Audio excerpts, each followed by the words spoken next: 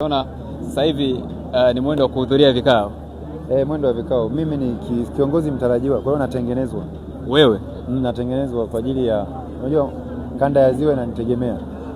Kama nani wanakutegemea kama nani? Mbunge? Mbunge. Na niko hapa ndio nataka nionane na Msukuma. Tujadili hii akitoka nanili apumzike na mimi nikae sasa.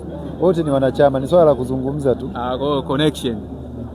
Sasa watarajie nini? Si ndio tunaanza kumwaga sera, watarajie nini sasa? Wewe unataka kuwa mbunge bila sera? Sera mimi sera tena. Makao makuu ya sera ndio hapa. Sera zipo. Sera zipo. Tawajengea shule.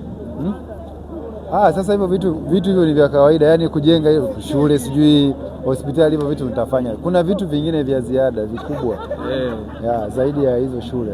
Kwa hiyo tunapokuja huku tunapata uzoefu, experience. Sisi ndio viongozi tunaofuata. Unanielewa? Na kitu ambacho watu hawakijui, mimi niko CCM kabla hata sijawa star. Leo anakuona kama vile mama anawavutavuta na wale. Hata mwingine anaweza kafikiria hivyo. Kumbe watu wengine, unajua mtu anaweza akakuandama wewe kuwa CCM. Sawa? Kwani mbona ushamwandama mtu kuwa Yanga au Simba? Si ni uchaguzi tu, ni mapenzi. Mimi napenda sana nguo za kijani. Nguo za kijani na njano. Ndio maana hata ushabiki wangu nashabikia Yanga.